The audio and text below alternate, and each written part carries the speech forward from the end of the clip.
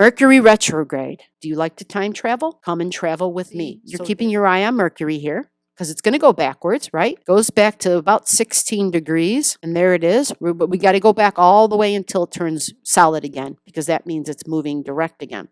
Now, when Mercury stops retrograding, the date is June 21st. There is something called a shadow zone, and that shadow zone is when Mercury began its retrograde. Remember? This is the chart on the inside. This is when Mercury began its retrograde at 24 degrees, and that was May 29th. This chart right here, this Mercury, this is June 22nd. Mercury's going direct.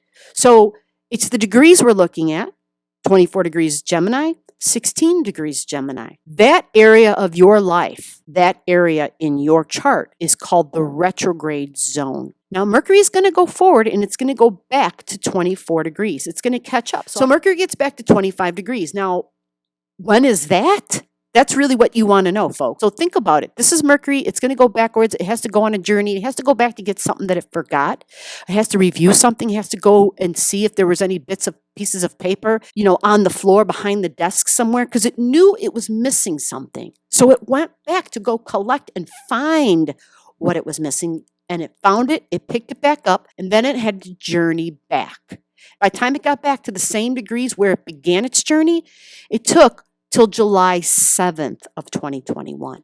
So Mercury began its retrograde journey May 29th, and it had to go backwards, and then it got back. By the time it got back to the point that it began, it was July 7th. For that time in your life, from May 29th to July 7th, there is something you are still gathering all the information on. So you're not making any decisions during that time. No major decisions anyway. And if you have to make major decisions during that time, like you got a deadline, consult other people. You might have to pay somebody, consult a professional then. Depending upon where these degrees are in what area of your life, that's how you know. If this was someone's chart and the Mercury was retrograding, our values. What are we going to do with our values? Some people might have been thinking about selling a home. Should we put our home on the market? Our values, right? Shared energy, shared interests. A Mercury retrograde means you're gathering information.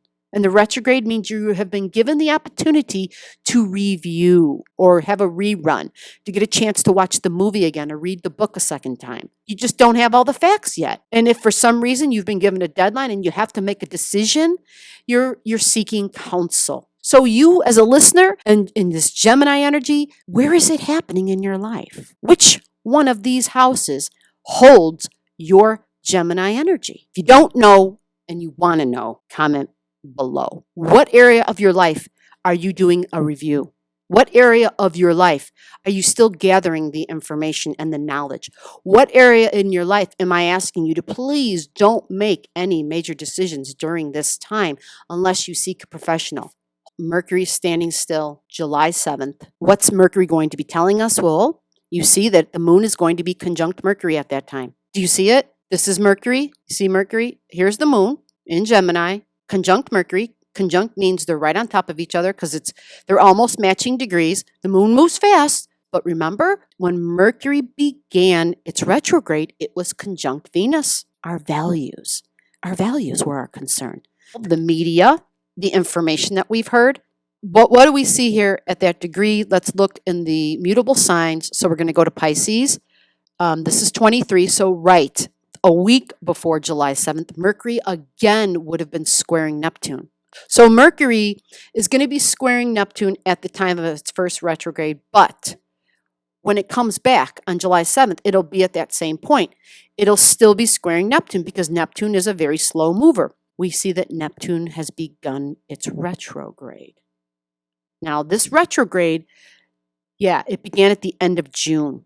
June 25th is when Neptune began its retrograde. Neptune is very powerful. Planets are very powerful when they stand still. Their meaning comes through even more. And so June 25th, a Neptune retrograde, because Mercury is not just squaring Neptune, it's squaring a Neptune that's in a retrograde, which means that water, the pandemic, maybe it means we'll just be hearing about it and hopefully we'll be hearing better news, but likely not. because the moon is going to be conjunct Mercury and it's going to be squaring Neptune. What's opposing it? Let's see. The opposite of Gemini is Sag. Let's take a peek. What do we have over here at 22, 24 degrees? Nada. Nothing. Emphasize this. Juno, conjunct the South Node. The Juno represents people that you've partnered up with. Okay, people who were spiritual partners, people who had the same philosophy on life as you, people who you maybe have been taking extended education with. So maybe teachers, you could be losing spiritual teachers. You could be releasing being the spiritual teacher because this is Juno. So it's typically going to be a partner of some sort, right? That's what Juno is. And it's going to be conjunct the South Node, which is a release, a letting go of. So we're letting go of, maybe you had a Bible study partner, some sort of partnership. There's a let go. Okay. You would like a partner with a common belief system or vision. The first word they give you, though, is partner. You want to be free to explore the world, literally and philosophically, with your partner.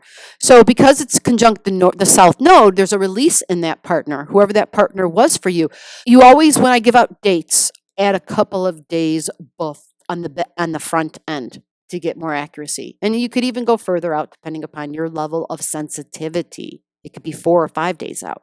If you're a more sensitive individual, you're going to feel it more sooner. The sun at this time is in Cancer. Leo has Mars and Venus. They're going to be conjunct. Feminine energy, this is masculine energy, getting together to create. So keep this in mind. If you have a partner or, husband, wife, this is a very creative time, folks. Very creative when the sun is in Cancer, because this is about having babies. So is this. This is all about that. So if you're busy doing things and you don't want to literally have a physical child, take all the precautions that you need to take, especially if this is a new partner. And I say that because of the ending over here. But many times for some people, they end things because somebody new comes along. And that's a reality. The sun in Cancer at 16 degrees. We have to make a quick mention about this because the sun's going to keep transiting. It's going to keep going forward, and it's going to get to 26 degrees. So when the sun gets to 25, 24, 25, it's going to be opposing Pluto in Capricorn. All right. The sun is authority figures. The Pluto is those people in power. We're going to be hearing more about, people who are in charge. And this is the public, the emotions of the public, in charge of the public, right? And so that'll be interesting to see what happens. So what's Mercury going to be talking about? Keep this in mind that when it's Neptune can be the illusions and the delusions, but Neptune is also about the connectivity. We can't look at each other like as if what happens to you won't affect me in some way, right? Because we do that, especially during this pandemic. It's like we've learned to draw lines. We've real quickly, we're like, not my problem, not my problem, not my problem. The words not my problem, that phrase, that comes from Leo. Not my problem. That's a very Leo saying. And there are times when that's important to be able to stand up and say that. But when we're talking about something that's happening globally, it is our problem because that's what Neptune is. Neptune says, but this is our problem. This isn't a one-person problem. This is our problem. So because it's an our problem, we have to have an our solution. We are going to be seeing the unity. Jupiter becomes more powerful then. Jupiter begins its retrograde on June 20th. So a lot of Neptune power here. And Neptune days later begins its retrograde. And they both happen in the sign of Pisces. So it's a stronger emphasis of our unity around the connectivity of who we are. Venus and Mars, this is a fire sign. Okay, this is fire. Fixed fire, which means we have to look at the fixed signs. All right. Now, yes, this is a quick transit, but it will be significant because there's two of them together, two planets together. So they're important. Again, Mars is military, is people that can hold weapons, but it is you and your body, you being creative with your body. It's taking action with your body in a very creative way in the sign of Leo, expressing creatively with your body. And so if you mix the masculine, the feminine energies together, when you're expressing, this is a really potent time, the inception point to having a baby, right? We have to look for the square. What do you see? Taurus squares days before July 7th, right? If I go backwards, we have Mars at 11:21 squaring Uranus. Now, Uranus is at 13:45. Technically, that's 14 degrees. Remember, these are people in charge. Mars is just our body, right? But this is the one in charge of our values, okay? But this is also shocks and surprises. This Uranian energy represents new. Let's break the mold. We're going to try and we're going to do something new. That's Uranian energy. Remember, this is science. This is medicine too, the invention. This is, Nikola Tesla energy. I have to do something new for the sake of doing something new. I can't stand doing it the same old way. I don't want to keep doing it this way. The things that I valued, I'm changing my values, embracing new values. I am reprioritizing. Uranus is sending an uncomfortable square to how I express with my body. But let's not forget, Mars has taught us very much in the year of 2020. This is those that are allowed to carry a weapon and their ability to walk around with those weapons, right? Uranus is those who are in charge. This is Mars squaring that. We are also going to have Mars opposing Saturn at this time. Here's the opposing Saturn. Okay, it's a T-square. It's Mars, it's Saturn, and it's Uranus. So a T-square means very uncomfortable. A square is, it's uncomfortable and it's challenging. A T-square is, oh my gosh, for the butt end of June, June 28th, June 27th even, okay? You're going to have Mars creating a tight T-square with Saturn and Uranus. And this is the rules. These are the people in charge. This is the values. This is we're doing something different. This is shocks and surprises. This is rules for the long term. Saturn is very powerful because it's retrograding. Rules about groups. This is Mars. That's why with my body, June 27th, June 28th, June 29th. Could even be 26th or 25th, depending upon how sensitive you are. It's definitely about things we value, definitely about our children. It's not just having children, but about whatever you have created. Because rules are still going to be a factor, but it looks like an adjustment in some rules. But because Uranus is still here in the picture, Uranus is supposed to be a surprise. But this is inventions, thinking outside of the box, doing something differently. Okay, it's definitely the opposite of tradition. Saturn is tradition. This is the opposite of tradition. Saturn is, but we've always done it this way. These are the rules. And we set them these are traditional rules, right? We've done it this way because it works. It's been tried, it's been tested, but something about a change in the rules and a surprise. It's going to be involving your creations, which could be your children, could also involve those who are allowed to carry weapons.